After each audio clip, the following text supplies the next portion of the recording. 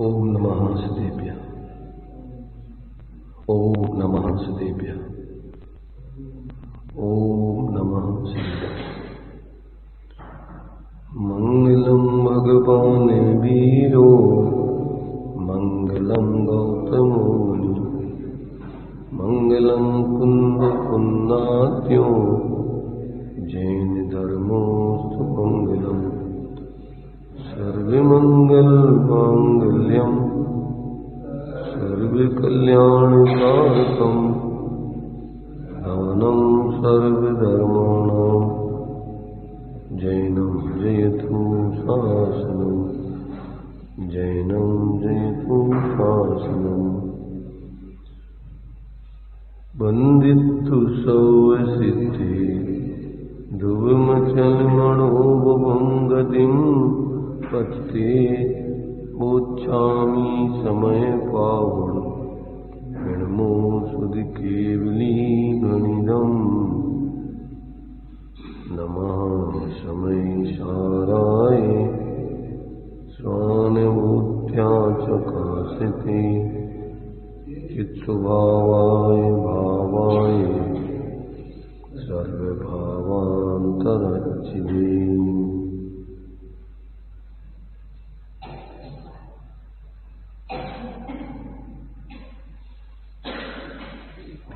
सीधी महाराज चर्चा अपनी समय सारजी ग्रंथ की 38वीं गाथा के माध्यम से चल रही है। यहां पर जो जीव भावक भावों से गेय भावों से भिन्न अपने ज्ञान स्वरूप आत्मा की अनुभूति कर लेता है,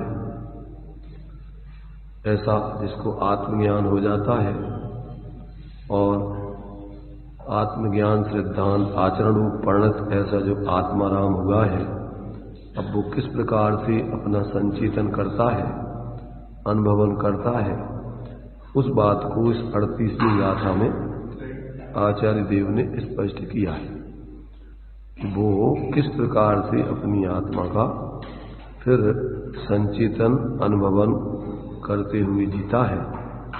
वो बात इस गाथा में स्पष्ट यहाँ पर आचार्य देव ने की है। तो इसमें कल अपन ने जो टीका पढ़ी थी उसमें मिथ्या दृष्टि से लेकर सम्यक दृष्टि बनने तक की पूरी प्रक्रिया और फिर किस प्रकार से वो अपना निरंतर अनुभव करते हुए जीता है और कैसी भावना उसकी होती है, वो बराबर इस टीका में आचार्य देव ने स्पष्ट की है। तो इसमें सबसे पहले तो अनादिकाल से जो जीव मोह रूपी अज्ञान से उन्मत्तता के कारण अत्यंत अप्रतिबुद्ध था, माने जिसको बिल्कुल भी आत्मबोध नहीं था, भेद विज्ञान नहीं था, वो बिल्कुल भी अविवेकी था, अज्ञानी था, मूढ़ था और वे मूर्छित होकर जी रहा था। अब किस क्रम से वो ज्ञानी बनता है तो उस क्रम को भी बताया है कि विरक्त गुरु से निरंतर समझाए जाने पर जो किसी प्रकार से समझकर सावधान होकर, जैसे कोई पुरुष मुट्ठी में रखे हुए सोने को भूल गया हो और फिर स्मरण करके उस सोने को देखे, इस न्याय से कैसे प्रतिबुद्ध होता है अप्रतिबुद्ध कि वस्तु तो जीव स्वयं है, परंतु वो क्या हो गया था कि अपने स्वरूप को भूला हुआ था और भूल करके वो भ्रम से अपने को अन्य रूप अनुभव कर रहा था। तो जब जिन्होंने अपने ऐसे स्वरूप का अनुभव कर लिया है, ऐसे जो सबसे विरक्त अपने स्वरूप में अनुरक्त हैं, उसका अनुभवन करते हैं, ऐसे गुरुओं से जब निरंतर का मतलब यहाँ जब तक उसको ऐसा अंदर में अनुभव नहीं हो जाए, तो निरंतर का मतलब वो निरंतर समझाया जाना नहीं लेना है कि वो अगर एक बार जैसे शेर था, एक बार के उपदेश में समझ गया तो वो हो गया उसको, अब वो निरंतर जो गुरु ने बताया है वो ही उसकी ज्ञान से ध्यान में चलता रहेगा। तो ऐसा जो सुना और सुन करके अब वही बात उसके दिमाग में चलती रहे। हाँ, जब तक ऐसे स्वरूप का अनुभव नहीं हो जाए तब तक वो गुरु की बात जो है आपके दिमाग में घूमती रहे, तो वो निरंतर उनका समझाया जाना ही समझना।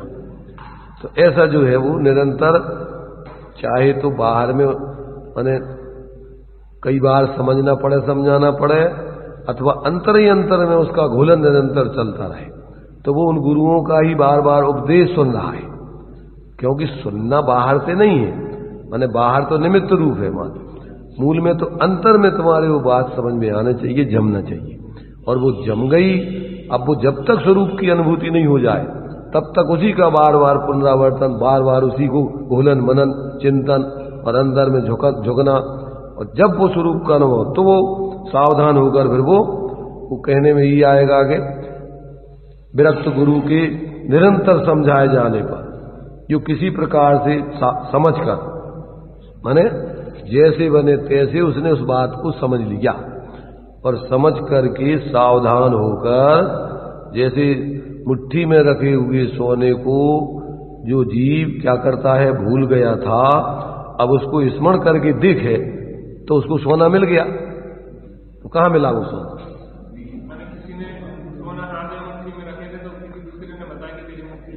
तो उसको इस प्रकार से उसने अपनी मुट्ठी बंधी थी।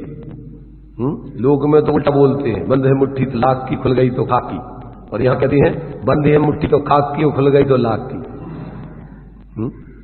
जब तक अगर ये मुट्ठी बंद रहेगी, अर्थात जब तक तुम पर में एकत्र करते हुए जीते रहोगे, तब तक तो तुम्हारी जिंदगी खाक है, कुल मिट्टी है, कोई कीमत नहीं है।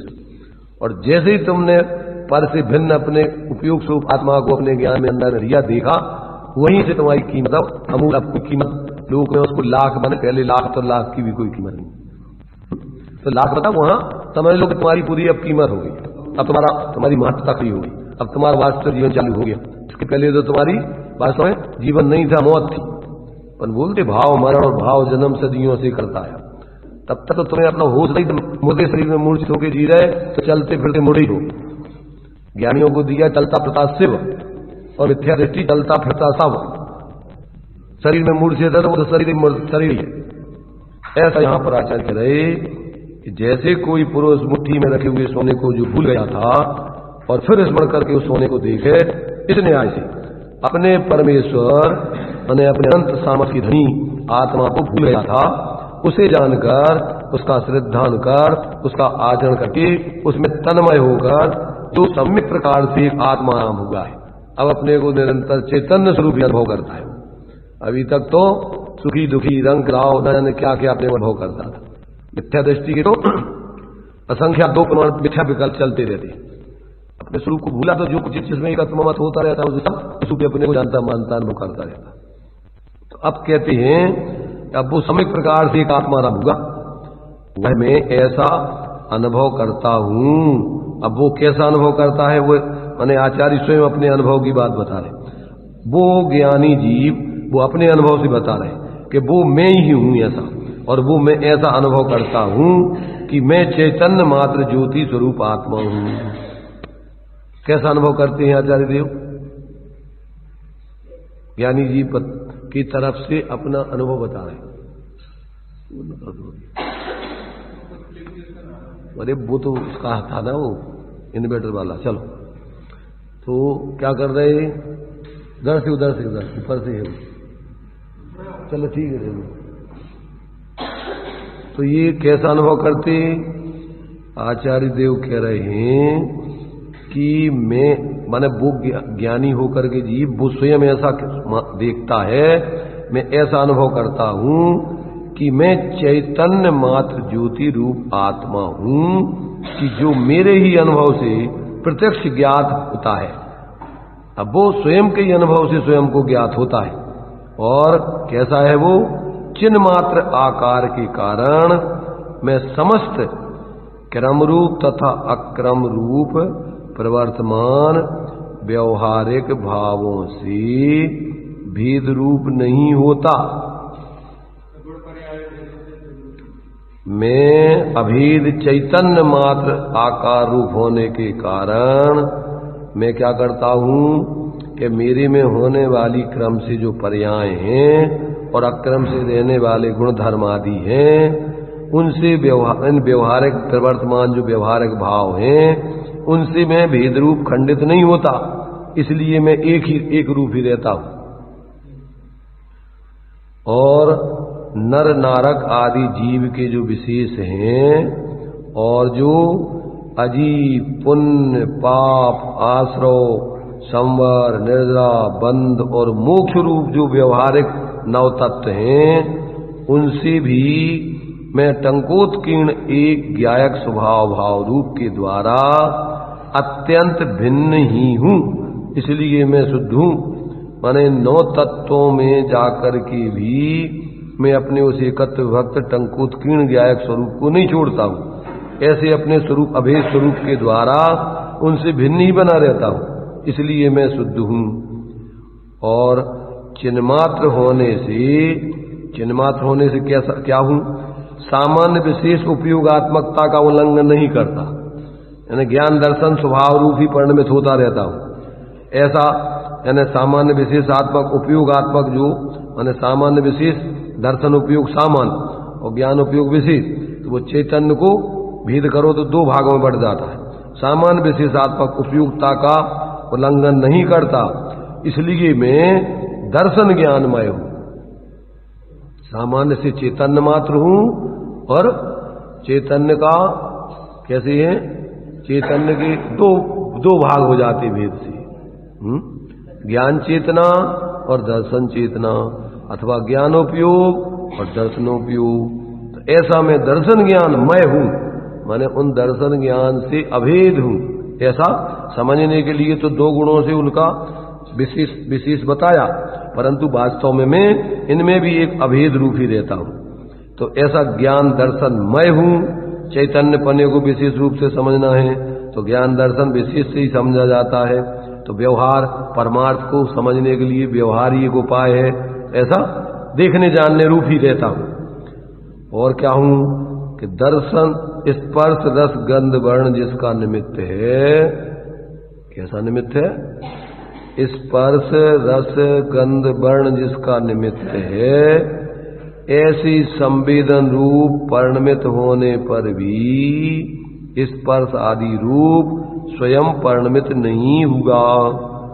माने इन स्पर्श रस गंध वर्ण आदि जिसके निमित्त हैं, ऐसे संवेदन माने जानने पने रूप तो परिणमित होता हूं, परंतु स्पर्श रस गंध वर्ण आदि रूप परिणमित नहीं होगा, इसलिए परमार्थी में सदा अरूपी हूं। क्या जो स्पर्श रस गंध वर्ण है उनका हमारे लिए ज्ञान रूप संवेदन तो होता है। ज्ञान में हमें उनका ज्ञान रूप संवेदन तो होता है, परंतु मैं उन रूप नहीं हो जाता, वे मेरे रूप नहीं हो जाते। स्पर्श रस गंध वर्ण मुझसे पृथक ही रहती है। जानने में आने पर भी व्यवहार से परमार्थ से तो मैं ज्ञान का ही संवेदन करता हूं, उनका संवेदन नहीं करता। अभी अपन ने प्रवचन सार जी की 200 गाथा की टीका में जयसेनाचार्य की टीका पढ़ी थी, तो उसमें परमार्थ से परस्य गे ज्ञायक संबंध भी परस्य नहीं है। स्वा का ही क्या है? स्वाही ज्ञायक, स्वाही गे, स्वाही ज्ञान। स्वयं ही ज्ञाता, स्वयं ही ज्ञान, स्वयं ही गे। जहां ज्ञान ज्ञाता गे को न विकल्प बच भेद ना, जहां चिद भाव कर्म चिदेश करता चेतना क्रिया, तहां तीनों अभिन्न अखिन्न सदुपयोग की निश्चल। तो ऐसा जो है मैं व्यवहार से स्पर्श गंध वर्ण जिनका निमित्त है, ऐसे संवेदन रूप परिणमित होने पर भी स्पर्श आदि रूप स्वयं परिणमित नहीं होगा, इसलिए परमार्थी में सदा ही अरूपी हूं। कैसा हूं मैं? अरूपी। माने आत्मा सदा अरूपी रहता है, यानी स्पर्श रस गंध वर्ण आदि रूप परिणमित कभी नहीं होता। इस प्रकार सबसे भिन्न ऐसे स्वरूप का अनुभव करता हुआ मैं प्रतापवंत हूं। ऐसा मैं अपने ही ऐसे इस प्रकार की सामर्थ्य से अपने स्वभाव रूप ही परिणमित होता हुआ ऐसी अनंत सामर्थ्यवान हूं। इस प्रकार प्रतापवंत बढ़ते हुए ऐसे मुझे, यद्यपि मुझसे बाही में अनेक प्रकार की स्वरूप संपदा के द्वारा समस्त परद्रव्य स्फुरायमान हो रहे हैं, माने हमारी स्वरूप संपदा हमारे रूप होने पर भी और भी जितने द्रव्य उनकी स्वरूप संपदा उन रूप विद्यमान है हमारे से भिन्न। तो वो पर ऐसी स्वरूप संपदा से द्वारा समस्त पर द्रव्य स्फुरायमान हो रहे हैं अपने अपनी स्वरूप संपदा से, तो भी कोई भी पर द्रव्य परमाणु मात्र भी मुझ रूप मुझे भाषित नहीं होते कि जो मुझे भावक रूप तथा ज्ञेय रूप से मेरे साथ एक होकर पुनः मोह उत्पन्न कर सकें। ना तो मुझे कोई भावक रूप से मोह उत्पन्न कर सकते, माने भावक रूप से भाषित होते हैं, और न ज्ञेय रूप से अपने रूप भाषित होते हैं। तो इस प्रकार से ना कहते हैं मुझ रूप भाषते नहीं कि जो मुझे भावक रूप माने क्रोधादि रूप मोहादि रूप भाषित माने कर देवे अथवा मुझे ज्ञेय रूप कर देवे, ऐसे मेरे साथ एक होकर पुनः मोह उत्पन्न करें, ऐसा कहते हैं किसी प्रकार से मुझे भाषित नहीं होता है, क्योंकि निज रस से ही मोह को मूल से उखाड़कर पुनः अंकुरित ना हो, इस प्रकार नाश करके महान ज्ञान प्रकाश मुझे प्रकट हुआ है। अब मैं निरंतर अपने को ज्ञान स्वरूप ही अनुभव करता हूं। अब रागादिक रूप, मोहादिक रूप, परज्ञादिक रूप में अपने को अनुभव नहीं करता। अब तो मैं अपने को निरंतर ज्ञान स्वरूप ही संवेदन कर रहा हूं।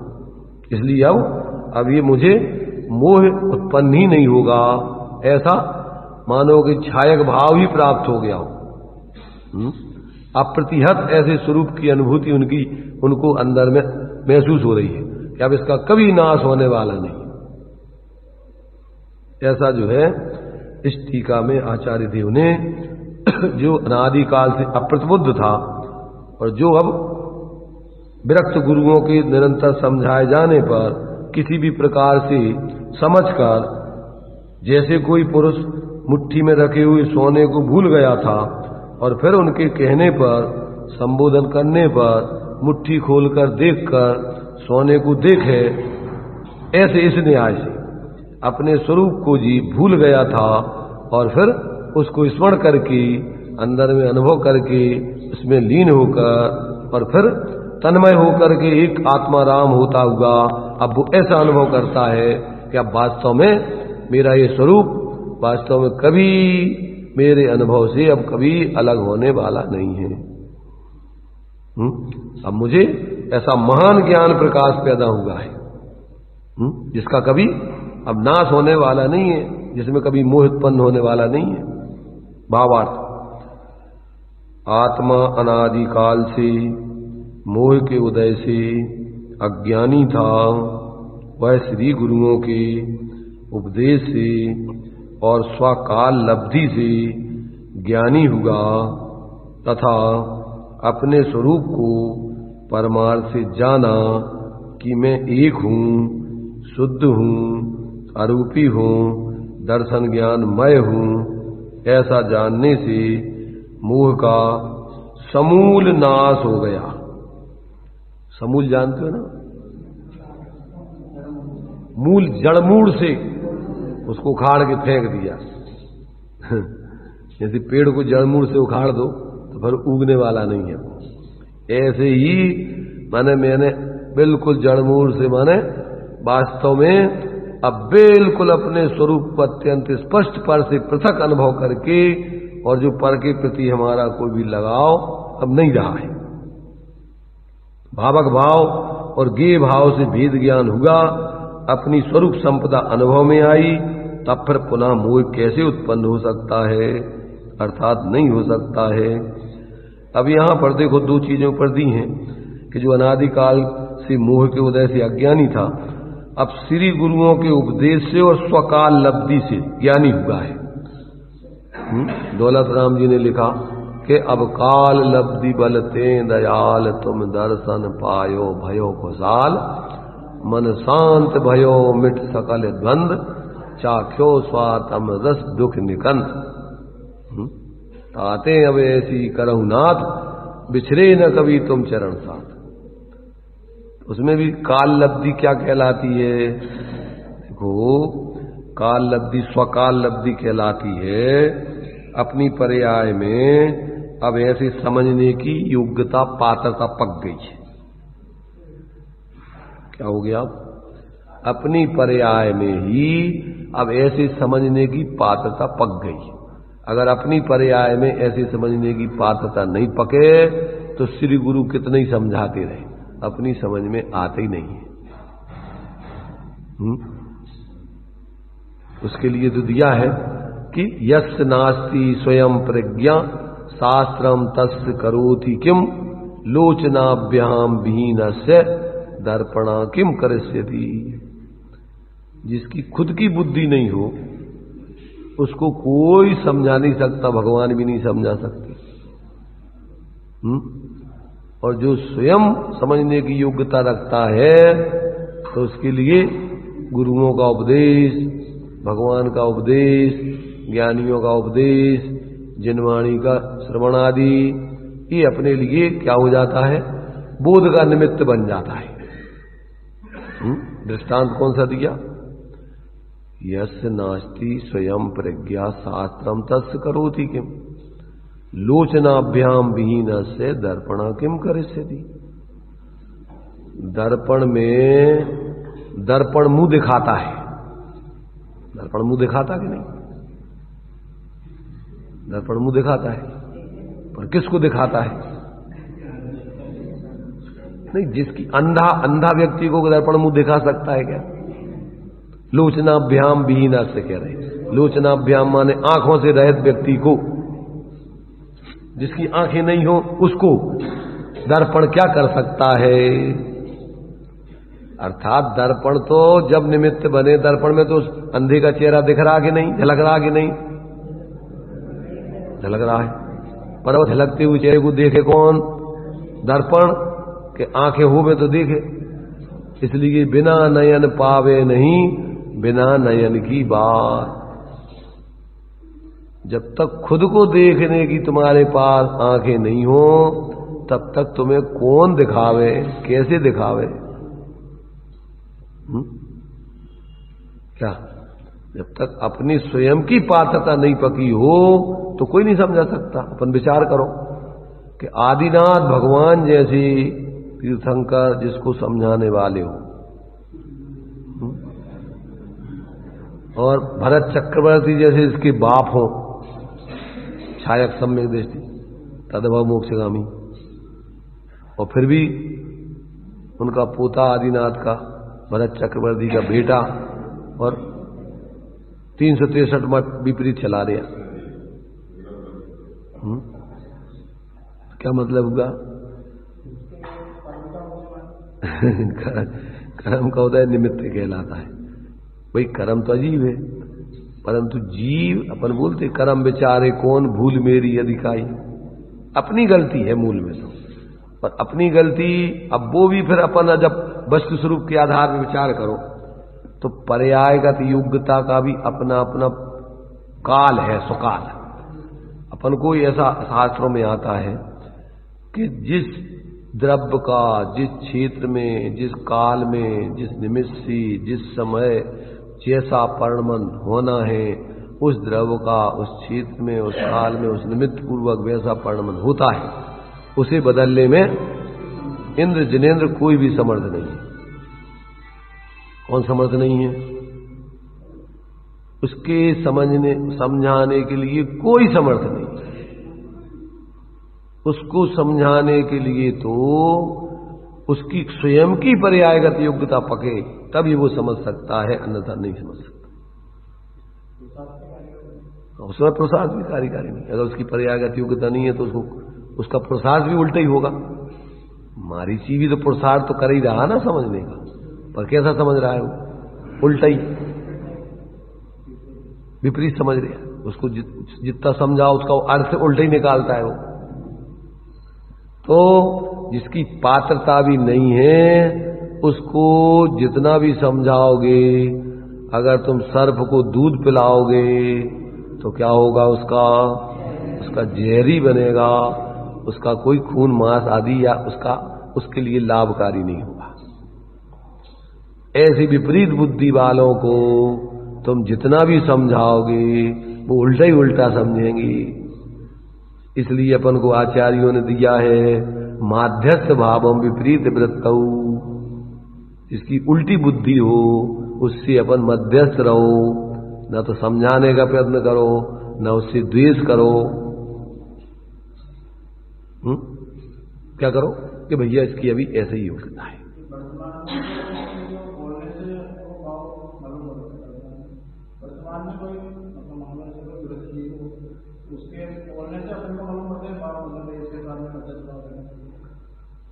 अब वो तो अपन को बोलने से पता पड़ेगा ना उसकी वृत्ति। तो अपन को जब वो तुम्हारे व्यवहार करोगे जब ही तो पता पड़ेगा कि इसकी वृत्ति कैसी है। अपन को लग रहा है कि इसकी परिणाम बहुत तीव्र कसाय के, द्वेष बुद्धि के हैं, सांप्रदायिकता के हैं, तो अब उससे अपन मूल मत समझ लेते। अपन हंडी में चावल पका है कि नहीं पका है कैसे पता पड़ता है? उसमें से अपन दाना निकालेंगे, देखेंगे, टटूल करेंगे। ऐसे ही उससे अपन व्यवहार, उसके बोलने चालने से पता पड़ता है कि ये व्यक्ति कौन सी जाति का है, किस भाव परिणाम वाला है, पता पड़ जाता है। तो समझदार व्यक्ति भैया ये व्यक्ति अभी बहुत विपरीत बुद्धि वाला है, इसको अपन को अब ज्यादा चर्चा नहीं करना, ठीक है कोई बात नहीं, मध्यस्थ हो जाएगा। तो ये जो है अपन को जब भी जीव समझेगा वो सद निमित्त पूर्वक, सच्चे देवसास गुरु उसमें निमित्त बनेंगे, पर समझेगा अपनी स्वयं की योग्यता पूर्वक अपनी बुद्धि से। उसको दूसरा कोई नहीं समझा सकता है, ये व्यवस्था नहीं है। बस ऐसी वस्तु की स्वतंत्रता है। जब ऐसा व्यक्ति समझ लेता है तो ज्ञानियों के लिए किसी के प्रति कोई शिकवा शिकायत, किसी प्रकार का कर्तृत्व नहीं आता कि मैं किसी को कुछ कर दूंगा, और ऐसा भी नहीं लगता कि कोई हमारा कुछ कर देगा। ये वस्तु की स्वतंत्रता है कि कोई किसी का ना कुछ कर सकता है, ना हर सकता है, ना ले सकता है, ना दे सकता है। प्रत्येक जीव क्या करता, अपने स्वयं की योग्यता से ही जीता है, अपने ही योग्यता से ही वो परिणमित होता है, उसका परिणाम भोगता है। इसके अलावा कोई दूसरा कुछ कर नहीं सकता। जब उसकी स्वयं की पात्रता हो तो सामने वाले जो भी निमित्त होते हैं उस पर आरोप आता है कि भाई इनके उपदेश से। ऐसी निमित्त नैमित्तिक व्यवस्था है। जब भी जीव समझेगा तो ज्ञानियों के सत्संग पूर्वक ही समझेगा, सच्चे देव सास गुरु के सानिध्य में ही समझेगा, पर समझेगा अपनी खुद की योग्यता से, उनसे नहीं समझेगा। इसलिए जो ज्ञानी होते हैं उनको किसी के कर्तृत्व का समझ जाने पर भी समझते ये अपनी योग्यता से समझा, नहीं समझ रहे तो अभी समझते ये अपनी योग्यता नहीं है इसलिए नहीं समझ रहे, इसलिए हमारा इसमें कुछ नहीं। अपन तो अपनी साधना करने के लिए क्या होता है कि जो अपने लिए योग्य होता है उस प्रकार से प्रवृत्ति करते। इसलिए साधक व्यक्ति पर लक्ष्य से कोई काम नहीं करता है। क्या नहीं करता? एकांत से पर लक्ष्य से कोई कार्य नहीं करता है। अपना हित ध्यान में रखते हुए और दूसरे जीवों का भी उनकी योग्यता से अगर हित होता है तो वो ठीक है, हो जाए, उसमें कोई उसकी कर्तृत्व नहीं, स्वामित्व नहीं और कोई शिकवा शिकायत नहीं। मान लेते हैं तो उसकी योग्यता, और नहीं मानते हैं तो उसकी स्वयं की होनहार।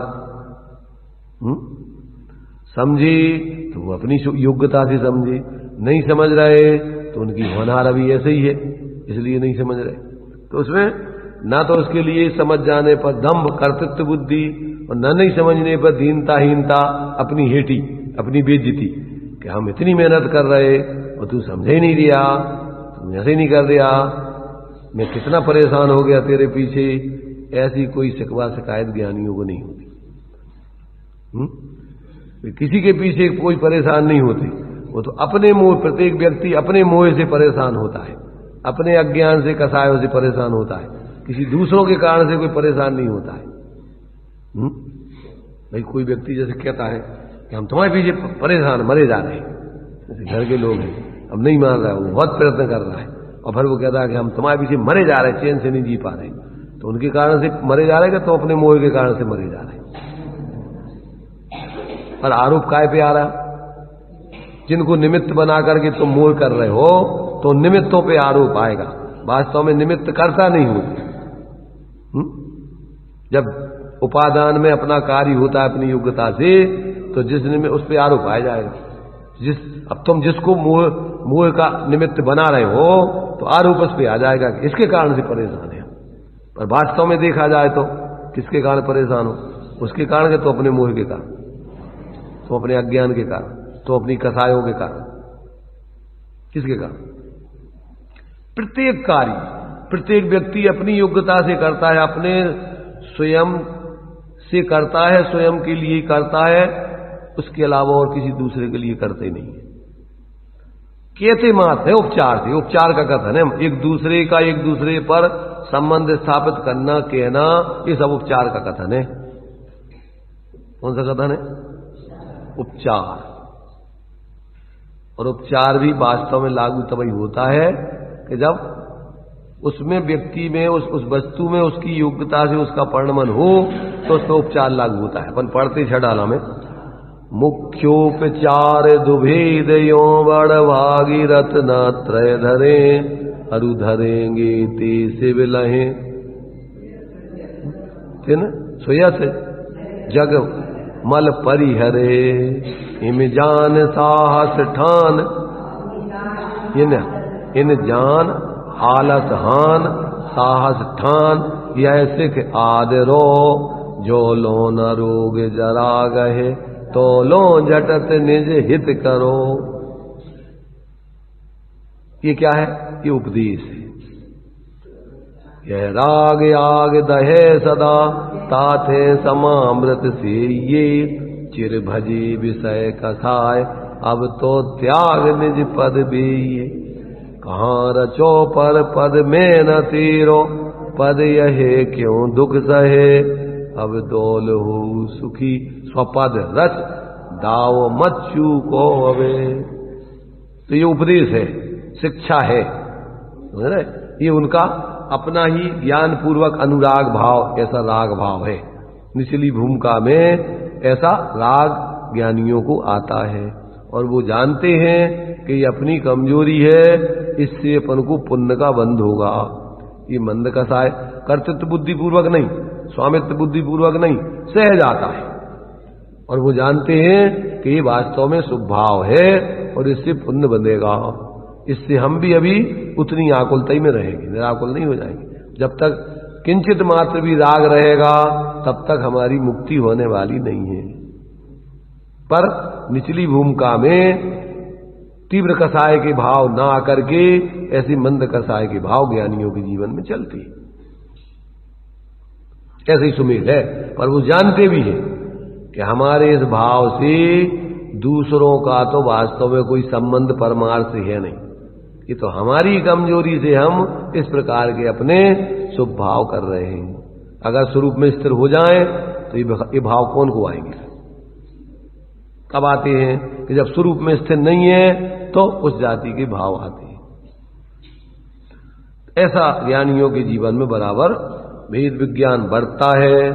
भेद विज्ञान पूर्वक जितने अंशों में अपने स्वरूप की श्रद्धा ज्ञान और लीनता कर रहे हैं, उतने अंशों में तो वो अतीन्द्रिय आनंद भोग रहे हैं, निराकुलता भोग रहे हैं।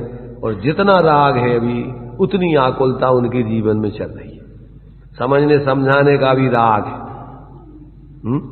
पर जो अज्ञानता पूर्वक वाला, मोह पूर्वक वाला अपन को जो भाव चलते हैं, वो तो अनंत संसार के कारण है।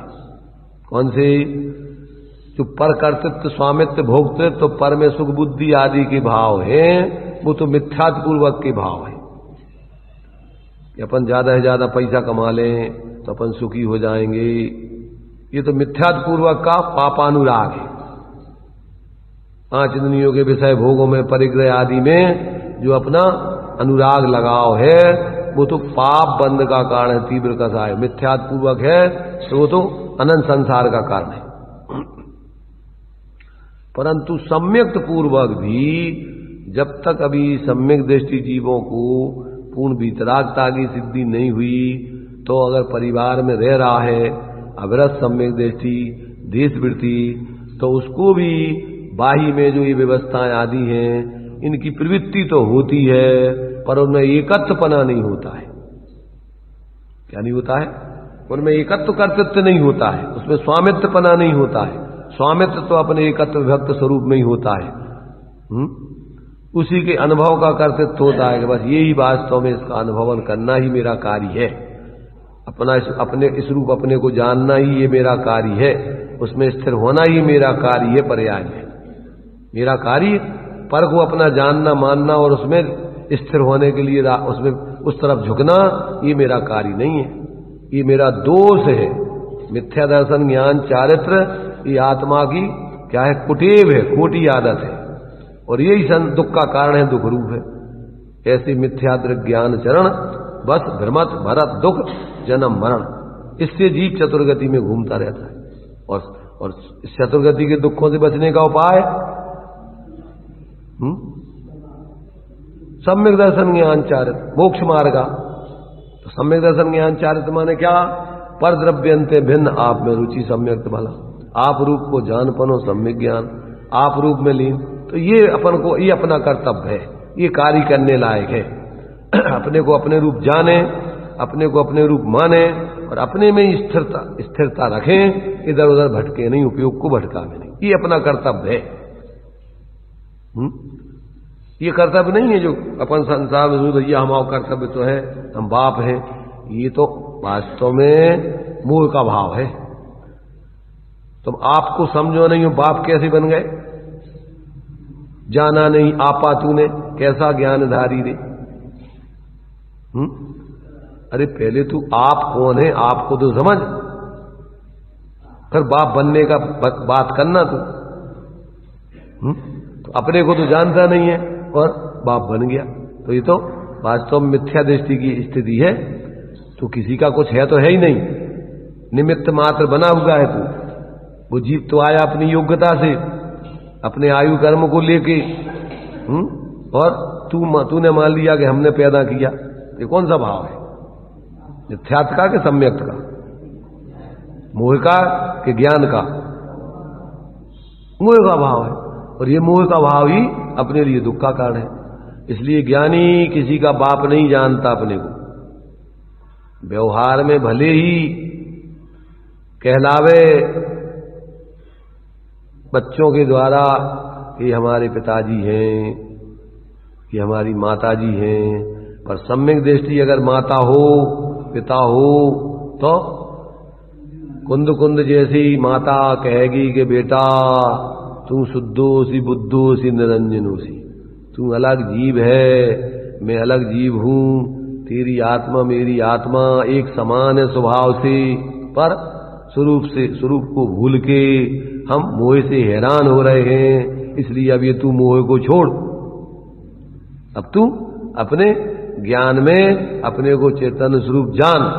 तेरी सत्ता अनादिकाल से प्रथा की थी, प्रथा की है, प्रथा की रहेगी।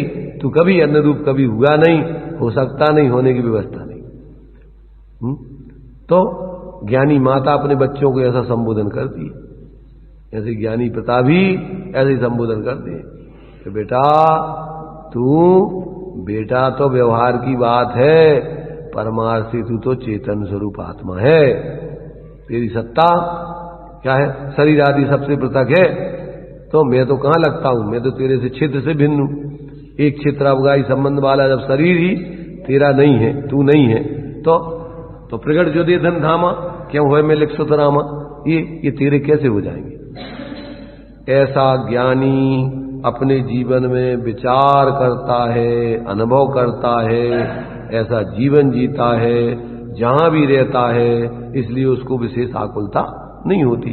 आकुलता होती है मोह से, अज्ञान से, कसायों से। अब उसके ज्ञान सम्यक ज्ञान है, अब उसके उस जाति की कसाएं हैं नहीं, अब तो उसके भेद विज्ञान पूर्वक भीतरागता अने स्वरूप की स्थिरता चल रही, और जितनी अस्थिरता जनना भी प्रवृत्ति है उसको अपनी कमजोरी जानता है।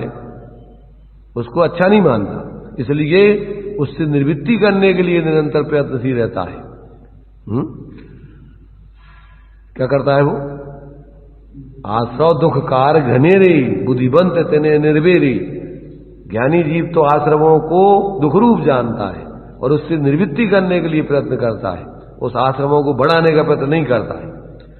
ऐसा जो यहां पर ये आचार्य देव कह रहे कि भाई जिसको इस अनादिकाल से जो अप्रतिबुद्ध था, अपने को भूल गया था, अब विरक्त गुरुओं के द्वारा निरंतर समझाए जाने पर किसी प्रकार सावधान होकर, जैसे कोई पुरुष मुट्ठी में रखे हुए सोने को भूल गया हो और फिर स्मरण करके मुट्ठी खोल के देखे, तो इस न्याय से अपने परमेश्वर को जो जीवन आदि काल से भूल गया था, उसे जानकर, उसका श्रद्धान कर, उसका आचरण कर, उसमें तन्मय होकर जो सम्यक प्रकार से एक आत्माराम हुआ है। आत्माराम तो था, अब ऐसा भाव भाषण करके अपने को जाना माना कि अरे वास्तव में तो भूल गया था, मैं तो आत्मा ही राम था। आत्मा तो मिथ्या दृष्टि और सम्यक दृष्टि सब आत्मा ही राम है, और कुछ तो हुआ ही नहीं है। अब मिथ्या दृष्टि अपने को अन्यथा मानता जानता है, इसलिए उसका मिथ्या दर्शन मिथ्या ज्ञान है। भाई मिथ्या दर्शन क्यों? कि जैसा है नहीं वैसा मान रहा, जैसा है नहीं वैसा जान रहा, इसलिए तो मिथ्या दर्शन मिथ्या ज्ञान है। और अगर अपना जैसा स्वरूप है वैसा जाने माने तो वो सम्यक दर्शन ज्ञान है, और उसी में स्थिर रहे सम्यक चारक है। और उसमें स्थिर नहीं रह के अब इधर उधर अपन उपयोग को भटकाते रहते, इसी का नाम मिथ्याचारित है। तो धर्म में अपन को अंदर से जागना है अपने स्वरूप में, और धर्म में और करना क्या है? भाई तुम धर्मी आत्मा हो तो उस धर्मी आत्मा को ही अपना वास्तव में सर्वस्व जानो मानो, उसी में स्थिर हो, इसी का नाम धर्म है।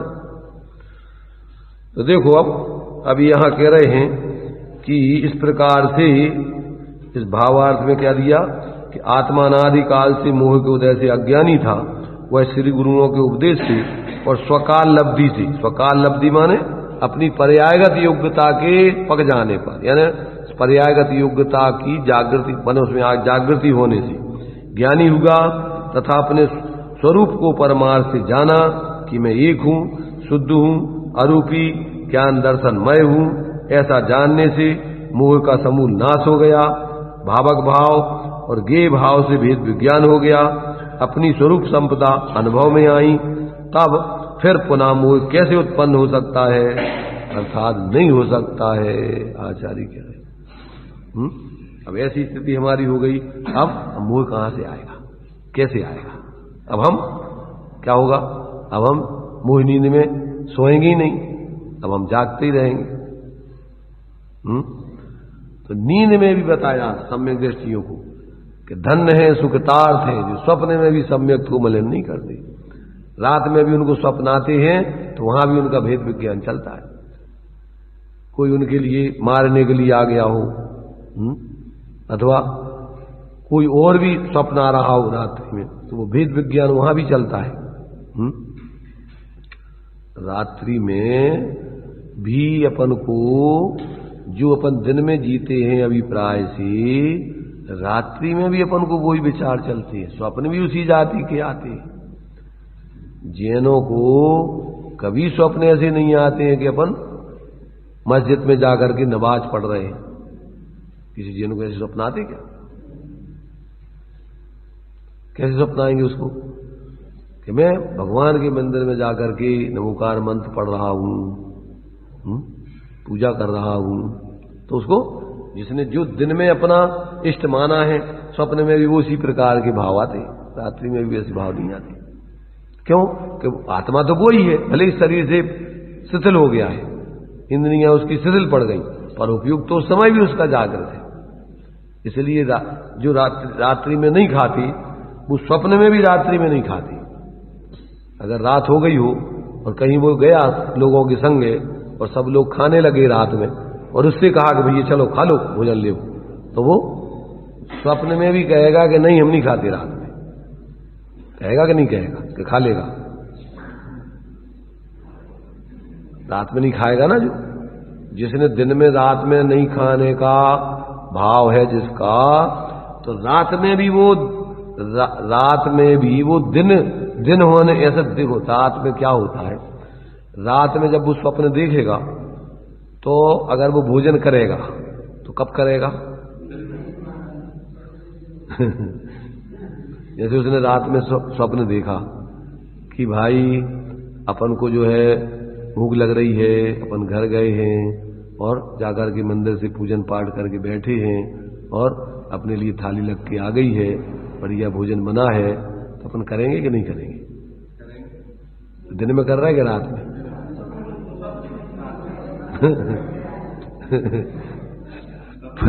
देखो, इसलिए अपन जब नींद खुलेगी और ऐसा अपन स्वप्न याद आएगा तो अपन को क्या लगेगा कि अपन ने दिन में भोजन किया कि रात में किया?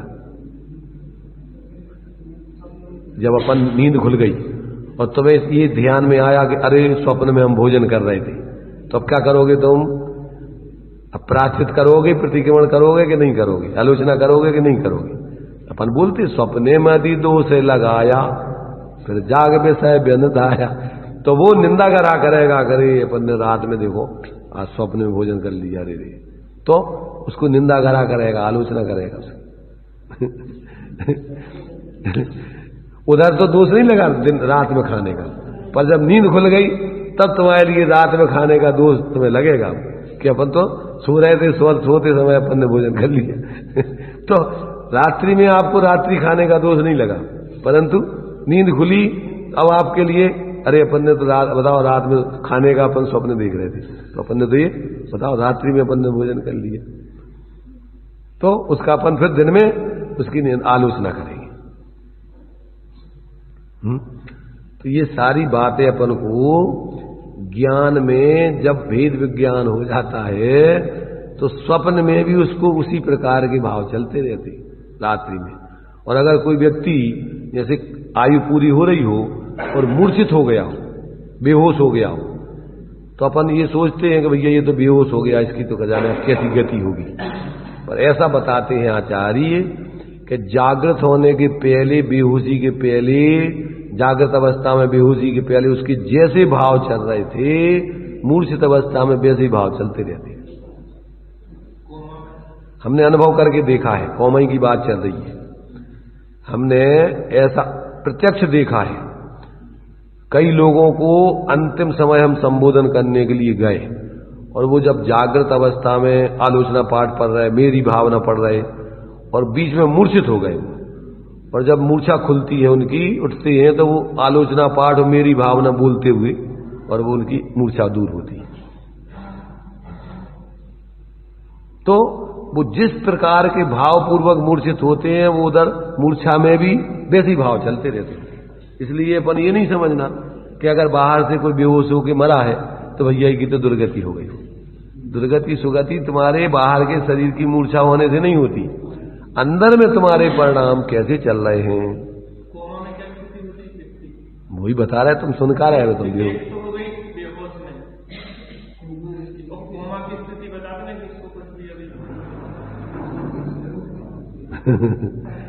अरे कोमा, तुम किसी को जिसको कोमा कह रहे हो तुम्हारी तरफ से कोमा है, आत्मा की तरफ से उसमें कोमा नहीं होता है। आत्मा तो बिना उपयोग के रहता ही नहीं है, उसके चलते ही रहता कुछ ना कुछ। तो अगर उसकी जो भी पहले जो उसके ज्ञान में निर्णय आदि है तो उस कोमा की अवस्था में भी वैसी भाव उसके चलते रहते। इसलिए अपन को जागृत अवस्था में अपन बोलते इसलिए जोलो न रोग जरा गहे तोलो झटत निजित करो, वेद विज्ञान करके आत्मज्ञान करके अपना जीवन जीना चाहिए। जब तक रोगों ने नहीं घेरा है, जब तक बुढ़ापा नहीं आया है, तब तक अपन को अपना आत्महित का प्रयोजन भेद विज्ञान पूर्वक आत्मज्ञान करके अपन को अपना जीवन क्या है समीचीन बना लेना चाहिए।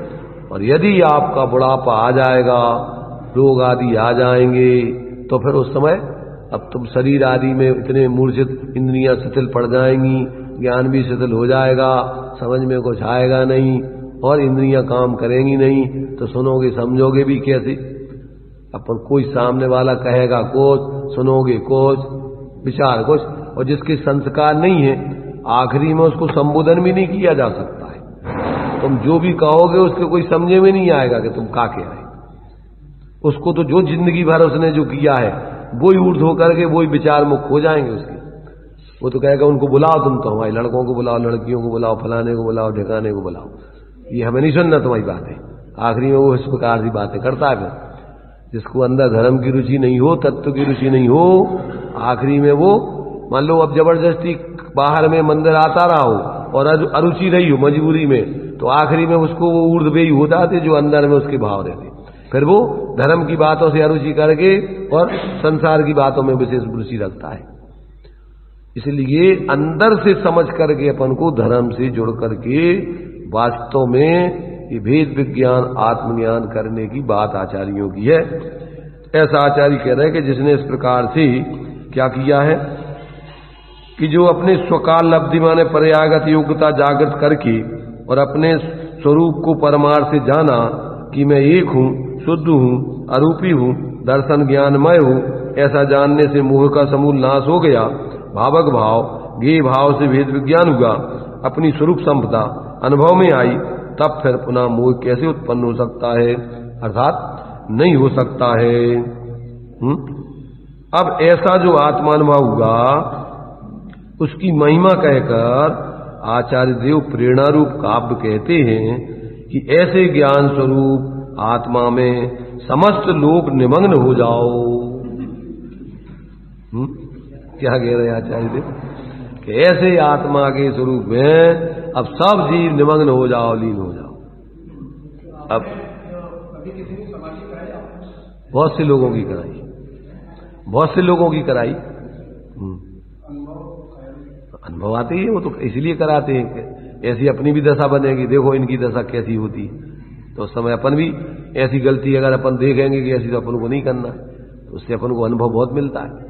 सामान्य लोगों की भी कराई, धार्मिक लोगों की भी कराई, तो उसमें अपन को सब प्रकार के अनुभव, कोई कोई लौकिक व्यक्ति अच्छे से अंत में अच्छे से समाधि करके चला जाता है और कोई धार्मिक व्यक्ति परिणाम आखिरी में बिगाड़ लेता है।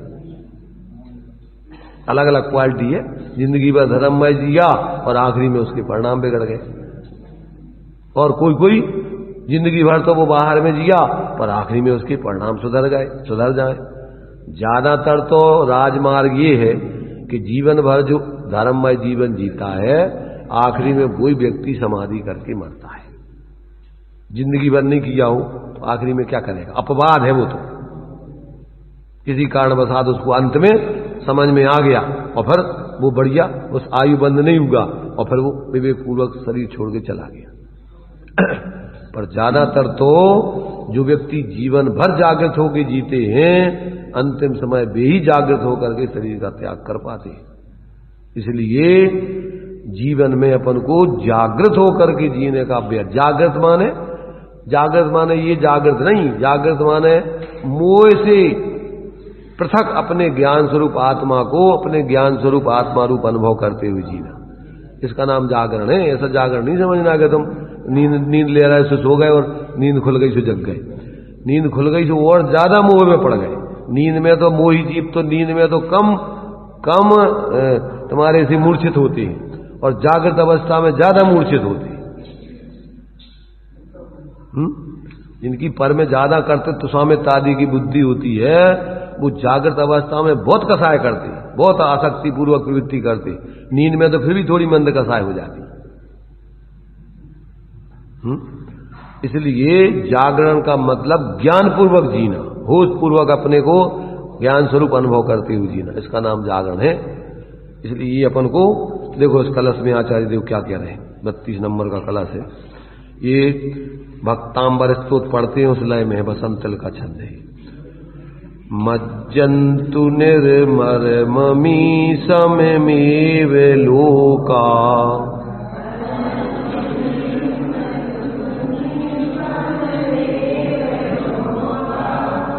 आलोक मुच्चलति शांत रसी समस्ता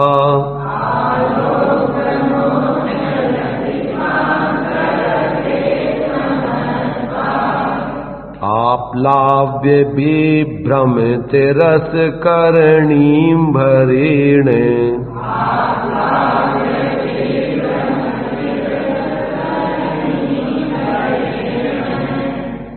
प्रोन्मग्न ईश भगवान बोध सिंधु।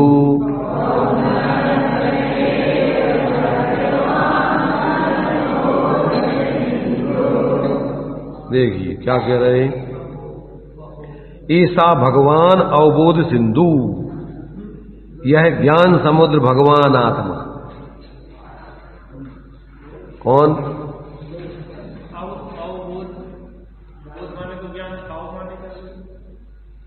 अव उपसर्ग पूर्वक बोध है, वो अवबोध, अवबोध को ही है पूरा नाम वो अवबोध।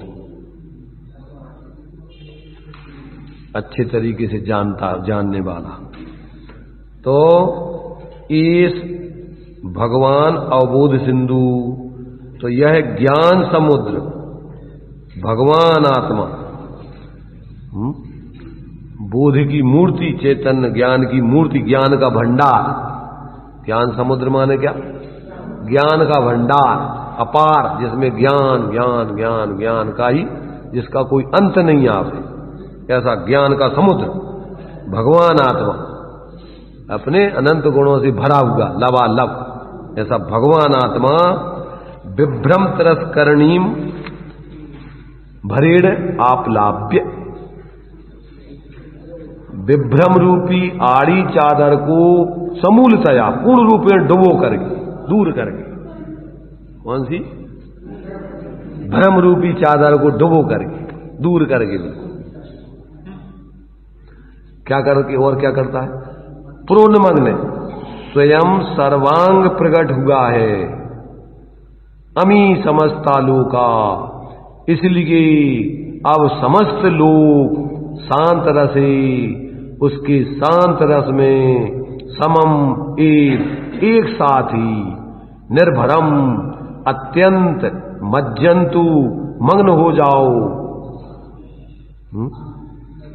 जो अपन बोलते सुखी रहे सब जीव जगत के, कोई कभी ना घबरावे, बैर पाप अभिमान छोड़ जग नित्य नए मंगल का, घर घर चर्चा रहे धर्म की, दुष्कृत दुष्कर हो जावे, और ज्ञान चरित उन्नत कर अपना मनुष्य जन्म, जीव जन्म सब फल पावे। मनुष्य जन्म की जगह जगत की बात कर रहे हैं ना, तो जगत में यहां 3 लोक के सारे जीव कहते हैं हे अपने उस भगवान अवबोध सिंधु में लीन होकर के, और अपनी भ्रम की चादर को दूर करके सब लोग उसमें एक साथ मग्न हो जाओ, लीन हो जाओ, डूब जाओ उसमें।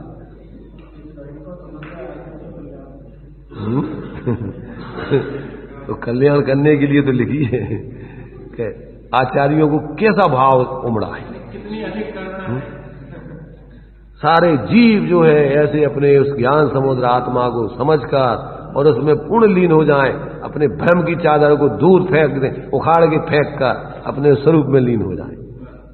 पूरे 3 लोक के जीव सब एक साथ सभी लोग डूब जाओ समुद्र में। तो अब समस्त लोग उसके शांत रस में एक साथ ही अत्यंत मग्न हो जाओ। जो शांत रस कैसा है? समस्त लोक पर्यंत उछल रहा है। क्या है जो शांत रस क्या है?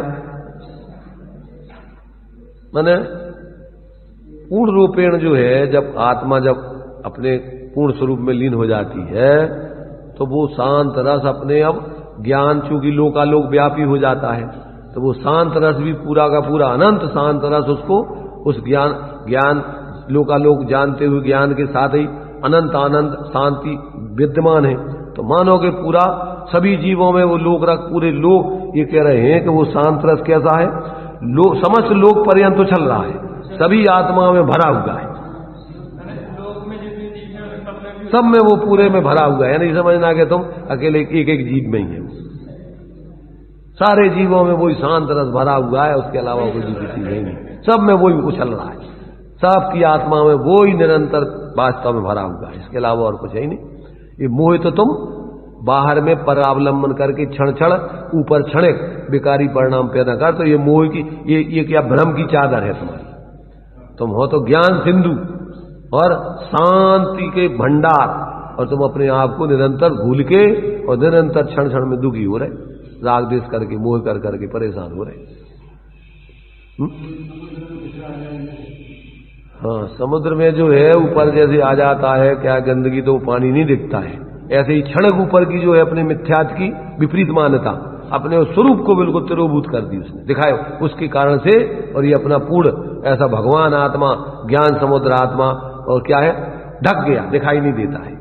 ये थोड़े से भ्रम से, इतना सा भ्रम अपने लिए शरीर आदि रूप जान करके, राग आदि रूप मान करके, ऐसे अपने ज्ञान स्वरूप, उस ज्ञान में ही निर्णय कर रहे, और उस ज्ञान में इस राग आदि और शरीर आदि को अपना स्वरूप जान रहे, मान रहे, तो अपना ज्ञान स्वरूप आत्मापन को ज्ञान में नहीं आ रहा, तिरोभूत हो गया। देखिए भावार्थ है, जैसे समुद्र के आड़े कुछ आ जाए तो जल दिखाई नहीं देता, और जब वह आड़ दूर हो जाती है तब जल प्रकट होता है। वह प्रकट होने पर लोगों को प्रेरणा योग्य होता है कि इस जल में सभी लोग स्नान करो। ये दृष्टांत है, इस शीतल जल में सब लोग स्नान करो आराम से। इसी प्रकार जब यह आत्मा विभ्रम से आच्छादित था तब उसका स्वरूप दिखाई नहीं देता था। अब विभ्रम दूर हो जाने से यथार्थ स्वरूप ज्यों का त्यों स्वरूप प्रकट हो गया। इसलिए अब उसकी वीतराग विज्ञान रूप शांत रस में एक ही साथ सर्व लोग मग्न हो जाओ हो, इस प्रकार आचार्य देव ने प्रेरणा की है। अथवा दूसरा अर्थ, एक अर्थ तो ये है कि सब जीवों को ऐसे अपने शांत स्वरूप में डुबोने की प्रेरणा की। अब दूसरा अर्थ उसका एक ये भी होता है, कौन सा देखो, अथवा इसका एक अर्थ यह भी है कि जब आत्मा का अज्ञान दूर हो जाता है तब केवल ज्ञान प्रकट हो जाता है, और केवल ज्ञान प्रकट होने पर समस्त लोक में रहने वाले पदार्थ एक ही साथ ज्ञान समुद्र में यानी ज्ञान में झलकने लगते हैं। उस आत्मा को समस्त लोग दिखाई देने लगता है, तो वो समस्त लोग उसमें आकर के डूब जाता है, मानो इस पूरा सारे लोग सब पदार्थों को पी लिया हो। ऐसा लगता है जैसे सब ज्ञान में ही आ गए। जब ज्ञान तुम्हारा पूरा, जैसे मान लीजिए एक ऐसा दर्पण लगा दो कि जिसमें पूरा सारा विश्व झलके, तो वो विश्व मानो कि दर्पण में ही आ गया हो, पी लिया हो पूरा। तो देखो भाई, आचार्य देव कितनी अंदर से करुणा करके और कितने आह्लादित होकर के, और सब जीवों के लिए जो आनंद वो स्वयं भोग रहे हैं, वे सबके लिए प्रेरणा कर रहे हैं कि भैया तुम इधर देखो, इधर देखो, ये तुम्हारे लिए सुख तो यहां है, और तुम कहां ढूंढ रहे हो सुख, कहां देख रहे हो। जैसे वो लॉटरी वाले बेचते हैं ना टिकट, तो उसमें भर करके रख देते हैं ठेला पर, ए भाई भाग लक्ष्मी तेरा दरवाजा खटखटा रही है, इधर आओ इधर आओ। कहां जा रहे हो? ऐसे आचार्य देव तुम्हें बुला रहे हैं कि तुम्हारी भाग लक्ष्मी तुम्हारा दरवाजा खटखटा रही है, ये टिकट खरीद लो तुम यहां का एक, और तुम माला माल हो जाओगे। एक सम्यक दर्शन रूपी टिकट खरीद लो तो क्या हो जाएगा कि तुम माला माल हो जाओगे, तुम्हारा भाग्य खुल जाएगा। तो इसलिए आचार्य देव अपने लिए प्रेरणा कर रहे हैं, आनंद में मग्न होकर के स्वरूप का आनंद भोगते हुए, और सबके लिए कह रहे हैं कि तुम सब भी इसी आनंद को, सब पूरे तीन लोक में वो ही उछल रहा है आनंद, सभी आत्माओं में उसी के बने हुए भरे, पर अपने को भूल के भ्रम की चादर से और भ्रम में इधर उधर भटक रहे।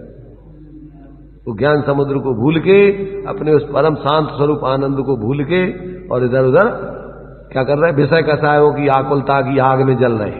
विषय चाहे दबदाह जगत जन अरनि दजावे, और तास उपाय न आन ज्ञान गनगान।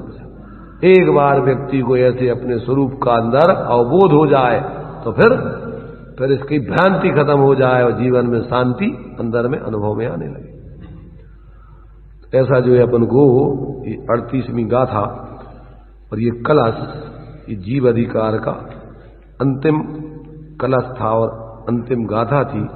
अब आगे जो है आचार्य विस्तार में जो इस समय सार प्रावत ग्रंथ का विस्तार में जो स्वरूप लिखेंगी, अनेसी का आगे की जो अपने लिए 9वीं में 13वीं गाथा में प्रतिज्ञा की थी, है कि जीव जो है 9 तत्वों में जाकर के भी अपने एकत्व को नहीं छोड़ता है। तो अब 9 तत्वों के स्वरूप में अपने एकत्व को सिद्ध करना है। तो अभी जीव का स्वरूप यहां पर सामान्य रूप से बताया गया, जीव का स्वरूप क्या है। अब अजीब में जाकर के भी जीव का स्वरूप कैसे उससे पृथक बना रहता है? आश्रमों में जाकर के कैसे पृथक बना रहता है, बंद में जाकर कैसे पृथक बना रहता है, संबर में जाके कैसे पृथक बना रहता है, निर्जरा में जाके कैसे जीव का स्वरूप पृथक बना रहता है, और मोक्ष में जाकर के भी जीव का स्वरूप कैसे उससे पृथक बना रहता है, और पुण्य पाप के भावों रूप में जाकर के भी कैसे उससे पृथक बना रहता है। ऐसा सब 9 में जाकर के भी अजीब को जानते हुए भी कैसे वो अजीब रूप नहीं होता है, ऐसे वो 9 तत्वों में जाकर के भी अपने एकत्व विभक्त स्वरूप ज्ञान स्वरूप आत्मा को नहीं छोड़ता। ऐसा इन सभी में आगे उस बात की सिद्धि करेंगे, ताकि अपन को टेक्निक समझ में आ जाए कि अपन सब में रहते हुए भी अपने उस एकत्वपने को अपन भूले नहीं, क्योंकि अपना एकत्वपना सभी भेदों में जाकर के भी, संयोगों में रह करके भी अपने असंयोगी स्वरूप को, और संयोगी भावों में जाकर के भी अपने असंयोगी स्वभाव को वो नहीं किसी प्रकार से मलिन करता है। ऐसा जो है आगे अपन को सभी प्रकार से इन सभी अधिकारों में अपने उस एकत्व विभक्त आत्मा की सिद्धि आचार्य करने वाले हैं, क्योंकि उन्होंने 5वीं गाथा में प्रतिज्ञा की थी। क्या प्रतिज्ञा की थी? कि अनादिकाल से जीव स्वत परिचित अनुभूत है काम भोग बंधन की कथा से, पर उसने एकत्व विभक्त अपने आत्मा से अपरिचित है। इसलिए हम तो तम यत्तम दाये हम अपणो सभी बीणे यदि दाये ज प्रमाणम चुक्के ज छलम न गेतम। हम तुम्हारे लिए समय सार में उस एकत्व भक्त आत्मा की प्रसिद्धि करेंगी, तुम उसको समझ करके अनुभव करके और अपना जीवन सफल बनाना, छल ग्रहण करके और यदवा तदवा प्रवृत्ति करके अपना कल्याण नहीं करना। ऐसा प्रतिज्ञा की थी। उसी प्रतिज्ञा का निर्वाह करते हुए वो आगे पूरे समय सार में अपने मूल स्वरूप को स्पष्ट करके जीव की भ्रांति को दूर करने की भावना रखकर इस ग्रंथ को लिखा है। तो इस प्रकार अपना ये 38वीं गाथा हुई। अब उसकी जो पूर्व रंग है, आगे की जो अधिकार वगैरह है, उसके बारे में बहुत अच्छा ही आचार्य अमृतचंद देव ने स्पष्टीकरण दिया है, उसको भी अपन समझेंगे। अभी आचार्य जयसेन की टीका अपन को रह गई है, उसको पहले अपन पढ़ेंगे और बाद में आगे की जो है अधिकार का अपन जो है पूर्व रंग भी पढ़ेंगे। चलिए।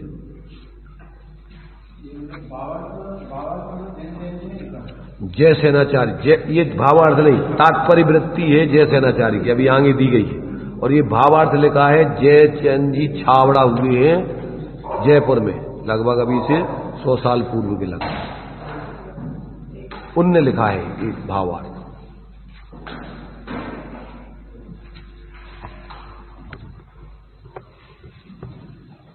सुख शांत रस से लबालब यह ज्ञान सागर आत्मा, विभ्रम की चादर हटा सर्वांग पर गट आत्मा।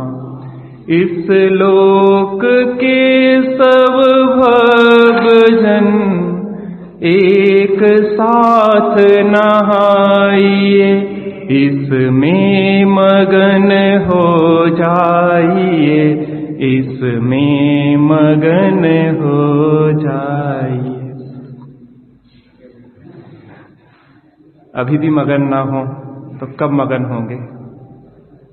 इतनी सुंदर सुंदर लोरियां सुनाई जा रही हैं।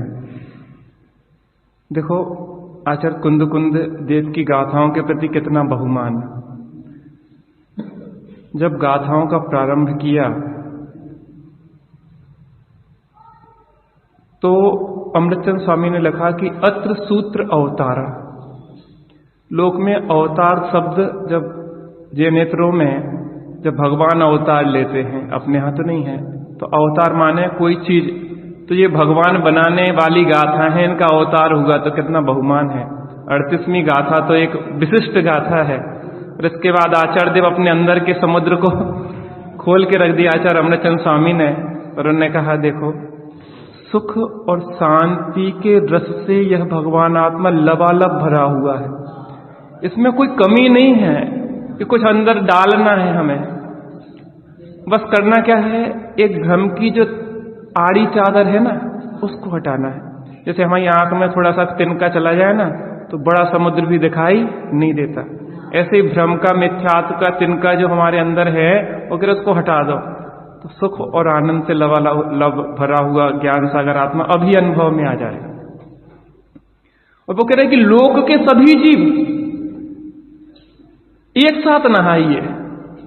तो हमने आचार्य देव से कहा कि सिद्धांत से ये बात आपकी बाधित होती है कि 6 महीने 8 समय में 608 ही मोक्ष जाएंगे, सब एक साथ कैसे नहाएंगे। उन्होंने कि नहीं, भावना भाने में कमी नहीं रखना चाहिए। भावना तो यही करो कि सभी जीव एक साथ नहा ले। अब जो जब नहा पाए वो उसकी योग्यता है। तो भावना तो हम परिपूर्ण की भाएंगे कि सभी जीव एक साथ इसको पाएं और सब ज्ञान समुद्र आत्मा को देखें, अनुभव करें और आनंद लें।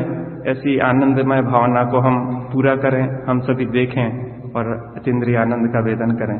ऐसी मंगल भावना।